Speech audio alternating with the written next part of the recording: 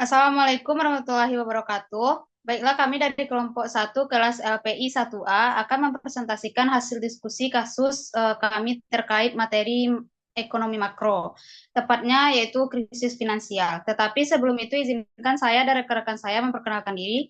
Saya Rizka Uswatul Hasanah selaku moderator dan pemateri. Saya Maria Rika Francisca Matupan selaku pemateri.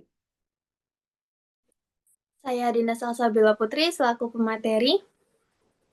Saya Datya Dwi Nurjanti Putri selaku pemateri. Saya Maulida Kinanti selaku pemateri.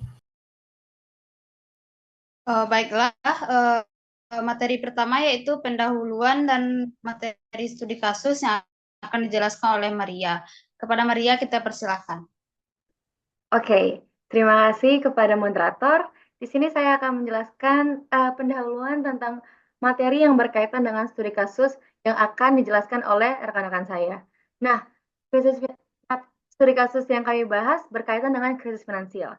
Krisis finansial sendiri adalah situasi di mana institusi atau aset keuangan kehilangan sebagian besar nilai mereka dengan cepat. Krisis ini seringkali terjadi secara tiba-tiba dan dapat mempengaruhi perekonomian suatu negara secara luas. Nah, contoh dari krisis finansial adalah krisis perbankan, krisis mata uang, krisis utang, dan krisis pasar saham. Faktor-faktor penyebab krisis finansial sendiri bisa bermacam-macam, termasuk kebijakan moneter yang salah yang akan kami bahas nantinya. Utang yang berlebihan, gelembung aset, regulasi yang tidak memadai, ataupun guncangan eksternal seperti krisis politik ataupun bencana alam yang seringkali terjadi di Indonesia ataupun suatu negara. Nah, krisis ini seringkali menimbulkan dampak serius seperti penurunan lapangan kerja, kebangkrutan, inflasi tinggi, dan resesi ekonomi. Lalu di sebelahnya teman-teman bisa lihat adalah stabilisasi. Stabilisasi sendiri mempunyai keterkaitan erat dengan krisis finansial. Karena stabilisasi merupakan upaya ataupun kebijakan yang dilakukan untuk mengembalikan keseimbangan dan mengurangi fluktuasi ekstrim di dalam perekonomian.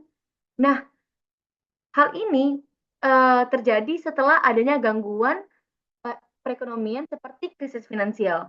Maka dari itu, setelah terjadi krisis finansial, diperlukan upaya untuk stabilisasi ekonomi. Nah, selanjutnya kita akan masuk ke studi kasus yaitu krisis moneter. Krisis moneter sendiri terjadi pada tahun 1997 sampai dengan 1998, di mana terjadi penurunan ataupun nilai tukar mata uang suatu negara mengalami penurunan drastis dan tidak stabil, dan seringkali disertai dengan hilangnya kepercayaan pada mata uang tersebut dari negara-negara lain. Krisis ini biasanya disebabkan oleh berbagai faktor seperti spekulasi mata uang, defisit negara pembayaran, ketergantungan pada utang luar negeri, ataupun masalah ekonomi domestik seperti inflasi yang tinggi dan kurangnya cadangan devisa. Lalu ada tujuan studi kasus yang akan dijelaskan oleh rekan-rekan saya.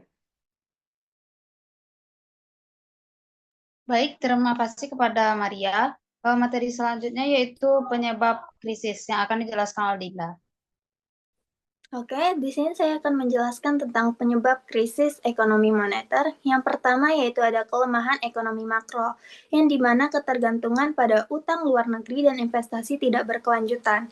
Sebuah negara yang terlalu bergantung pada pinjaman dari luar negeri bisa mengalami masalah jika suku bunga global naik atau mata uang melemah. Ini karena membayar utang jadi lebih mahal. Selain itu, investasi yang masuk hanya difokuskan pada hal-hal jangka pendek seperti properti tanpa membangun sektor-sektor yang lebih produktif sehingga ekonomi negara itu akan kurang stabil. Yang kedua yaitu ada devaluasi mata uang, yang dimana terjadi mata uang Thailand jatuh drastis dan ini membuat banyak investor takut. Akibatnya negara-negara lain di Asia termasuk Indonesia ikut terdampak dan nilai mata uang turun. Ketika nilai mata uang turun, barang-barang impor jadi lebih mahal dan ini bisa memicu harga-harga barang dalam negeri naik. Dan yang ketiga yaitu ada banjirnya modal asing, arus masuk dan arus keluar modal. Sebelum krisis, banyak uang dari luar negeri masuk ke negara-negara seperti Indonesia karena dianggap punya peluang bisnis yang bagus. Tapi masalahnya saat ada tanda-tanda krisis, para investor asing buru-buru menarik uang mereka. Ketika ini terjadi, negara jadi kekurangan cadangan uang dan mata uang lokal jadi melemah karena uang asing keluar dengan cepat. Ini bisa membuat ekonomi negara menjadi kacau. Dan yang terakhir yaitu tingkat inflasi tinggi. Inflasi adalah ketika harga-harga barang terus naik. Jika inflasi terlalu tinggi, orang jadi tidak bisa membeli barang sebanyak biasanya karena harga barang tersebut semakin mahal, sehingga mereka bisa merasa semakin miskin. Hal ini juga bisa membuat perekonomian menjadi sulit diprediksi karena perusahaan jadi ragu untuk berinvestasi dan memproduksi lebih banyak barang. Jika dibiarkan, inflasi tinggi bisa memperlambat pertumbuhan ekonomi dan bahkan memicu krisis ekonomi. Baik, terima kasih Dinda. Selanjutnya yaitu dampak krisis. Yang pertama yaitu penurunan nilai tukar. Devaluasi rupiah dari nilai 2.500 per US dollar menjadi lebih dari 15.000 per US dollar. Yang kedua yaitu krisis perbankan. Kebangkrutan bank-bank dan kebijakan buyout pemerintah. Yang krisis ini bisa terjadi karena beberapa hal seperti guncangan eksternal yang sama dan kelemahan pengawasan bank-bank. Yang ketiga yaitu resesi ekonomi. Penurunan pertumbuhan ekonomi dan peningkatan pengangguran. Resesi ini ditandai dengan adanya output yang lemah, tingkat pengeluaran rumah tangga dan investasi bisnis pun lemah, serta banyaknya bisnis-bisnis yang tutup. Yang keempat yaitu krisis sosial dan politik. Contohnya yaitu kerusuhan di Jakarta dan pengunduran diri Presiden Soeharto. Hal ini terjadi karena adanya krisis ekonomi dan ketidakpuasan sosial. Baik, materi selanjutnya yaitu tindakan pemulihan yang akan dijelaskan oleh Datia. Baik, berikut adalah tindakan pemulihan yang dilakukan untuk mengatasi krisis finansial atau krisis moneter. Nah, yang pertama adalah dukungan IMF. IMF itu adalah International Monetary Fund. Jadi, IMF itu merupakan organisasi internasional yang menyediakan bantuan keuangan untuk menstabilisasi ekonomi global. Nah, selanjutnya adalah reformasi kebijakan ekonomi dengan mengambil langkah-langkah untuk memperbaiki sektor perbankan dan pengelolaan utang. Yang ketiga ada reformasi politik, yaitu perubahan dalam sistem politik serta pemilihan umum yang lebih demokratis. Baik, yang terakhir yaitu analisis dan kesimpulan yang akan disampaikan oleh Kinan. Selanjutnya adalah analisis. Yang pertama adalah evaluasi keberhasilan, yaitu saya akan menjelaskan mengenai seberapa efektif langkah-langkah pemulihan yang tadi sudah dijelaskan, serta dampaknya terhadap ekonomi jangka panjang. Yang pertama tadi adalah pemulihan ekonomi. Bantu nih IMF membantu stabilisasi rupiah, mengendalikan inflasi, dan juga memperbaiki cadangan devisa. Namun, langkah ini meningkatkan pengangguran dan kebangkrutan bisnis. Yang kedua ada reformasi perbankan. Banyak bank bangkrut akibat praktik kredit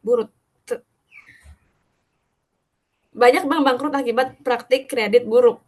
Restrukturisasi memperbaiki sebagian bank, tetapi butuh waktu untuk memulihkan kepercayaan publik. Yang ketiga ada dampak politik. Krisis ini memicu kerusuhan sosial, jatuhnya Soeharto, dan juga membuka jalan bagi demokrasi di Indonesia. Selanjutnya adalah pelajaran yang dipetik, yaitu apa sih yang dapat dipelajari dari krisis ini dan bagaimana hal ini dapat diterapkan untuk mencegah krisis di masa depan. Baiklah, yang pertama itu adalah perlunya pengelolaan utang yang bijak untuk menghindari ketergantungan berlebihan pada utang luar negeri. Yang kedua, ada pentingnya pengawasan yang ketat terhadap sektor perbankan untuk mencegah praktik buruk. Yang ketiga, ada kebutuhan akan diversifikasi ekonomi untuk mengurangi risiko dari satu sektor saja. Yang keempat, ada pentingnya membangun cadangan devisa yang cukup untuk menghadapi guncangan eksternal. Selanjutnya, ada rangkuman. Krisis ini disebabkan oleh ketergantungan pada utang luar negeri, lemahnya sistem perbankan, dan kurangnya diversifikasi ekonomi. Dampaknya sangat besar, mengakibatkan resesi, kebangkrutan bank, dan juga keruntuhan pemerintahan Soeharto. Yang terakhir ada rekomendasi, saran untuk kebijakan ekonomi dan sistem keuangan Indonesia agar lebih resilient terhadap krisis di masa depan. Yang pertama ada mengelola utang luar negeri secara hati-hati, mendorong diversifikasi sektor ekonomi, memperkuat regulasi dan pengawasan perbankan, membangun cadangan devisa yang memadai, serta menjaga stabilitas politik dan ekonomi secara bersamaan. Nah, jadi dengan menerapkan rekomendasi ini, Indonesia dapat lebih siap menghadapi potensi krisis di masa depan dan membangun perekonomian yang lebih kuat dan tahan banting.